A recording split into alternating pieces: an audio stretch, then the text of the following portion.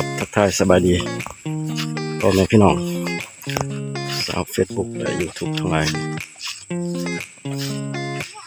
ทั้งฝั่งไทยและฝั่งลาวพี่น้องนี่ที่ว่าบ่าวสันติสิพา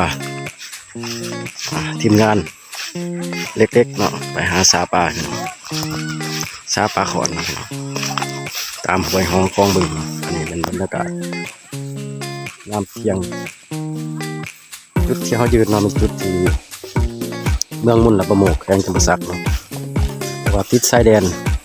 2 เมตรเนาะติดชายแดน2 เมตรอย่างอยู่นี้ไปทางใต้ติดชายแดนกัมพูชาทีมงานเขากำลังย่างออกไปหาปลาเนาะแล้วติดตามบ้างว่าจะได้ปลาเมื่อกินแรงบ่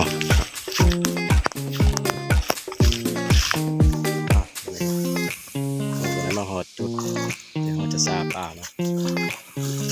เขาจะซาไปแต่ละจุดมันจะมีปลาบ่ทีมงานมืออาชีพเนาะกำลังบุกป่านคันทีมงานทุนที่มาจกงัดนี่อันนี้ที่ว่าถ่ายทำตัวจริงเสียงจริงเนาะการตัดต่อมีการแสดงมาก่อน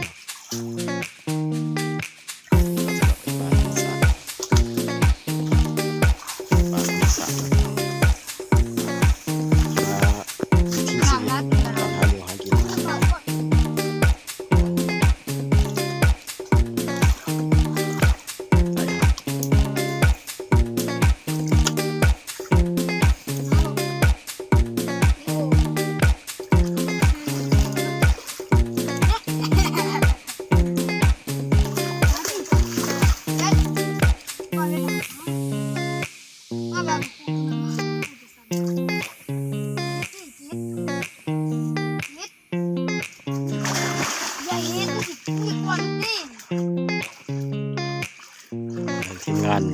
กำลังวางแผนเนาะทีมงานกำลังวางแผนมันจะเอาวิธีเอาปลาไปเนาะมันจะมีวิธี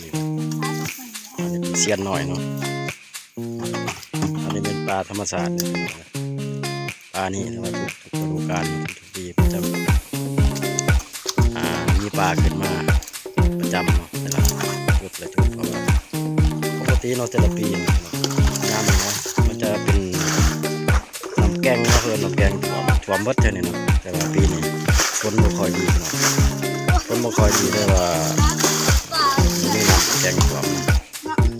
แต่ก็มีเล็กน้อยคือจะเชียงคือว่าปล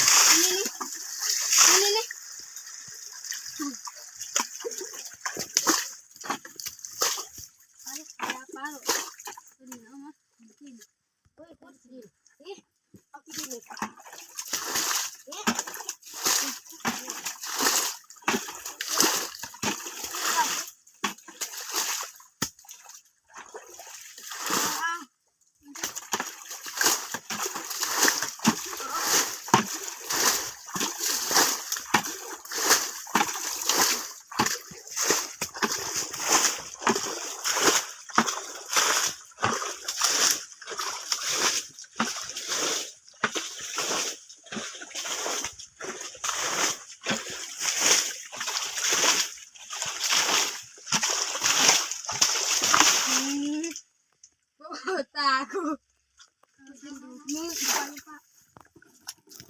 หน้าที่มันช่วงของตากูลุดมือกู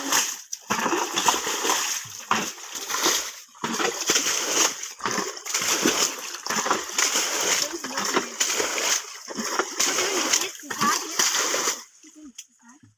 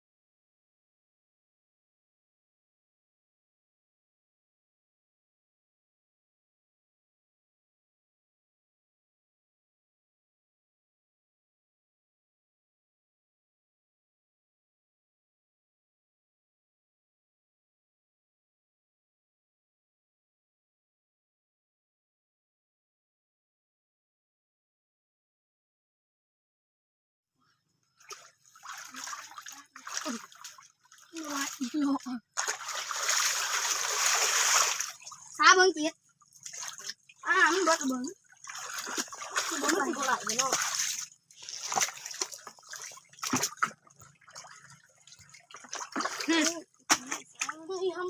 ยังเฮ้ยม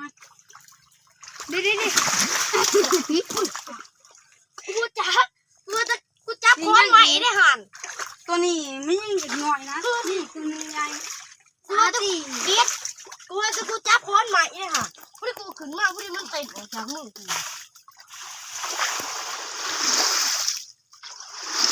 กู